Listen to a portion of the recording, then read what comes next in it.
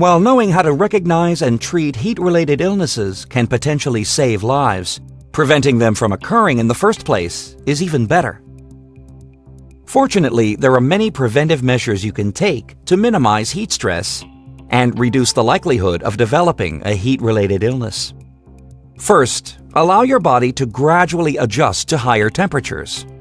This process is called acclimatization and requires that you be exposed to a hot environment for gradually longer periods of time over a span of 4 to 7 days. Once your body has acclimatized, you'll be able to perform the same activities with less strain on your heart.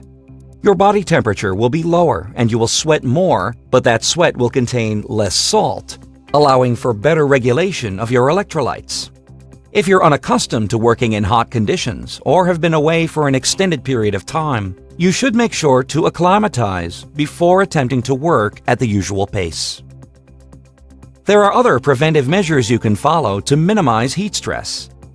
Avoid any unnecessary or unusually stressful activities and ensure you get enough sleep.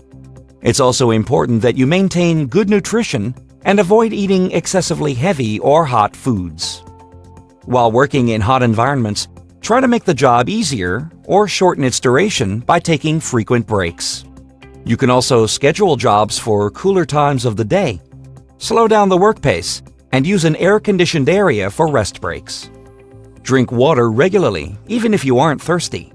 Depending on the conditions, you may need to drink a quart of water every hour or more. Never work alone and use a buddy system. You and your coworkers should monitor each other for signs of heat stress and know what to do in case anyone shows any symptoms of heat-related illnesses. One exacerbating factor that could contribute to heat stress is that many jobs require employees to wear specific personal protective equipment, or PPE, on the job. PPE adds bulk and weight, which can have a significant effect on your ability to tolerate heat. In turn, this increases your chances of developing a heat-related illness. When selecting PPE, carefully weigh the protective benefits against the potential risk of developing a heat-related illness. Once the appropriate PPE for the job has been selected, you need to think about the duration of the work and the rest periods you should take to be safe.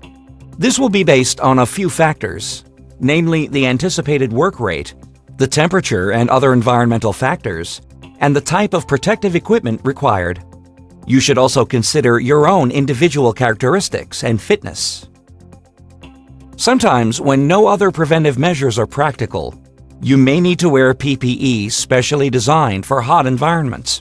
This consists of insulated or cooled clothing, or clothing that allows good airflow for jobs with short-term exposure to heat, such as maintenance work in a warm area with little ventilation. If a job demands that you work near hot surfaces or with hot and bright objects, you may also need to wear reflective clothing and light-filtering eye protection. It's important that you wear any PPE assigned to you, even in hot conditions, as PPE is designed to protect you from job hazards. However, if you find that your PPE is causing you discomfort or to overheat, you should discuss it with your health and safety representative.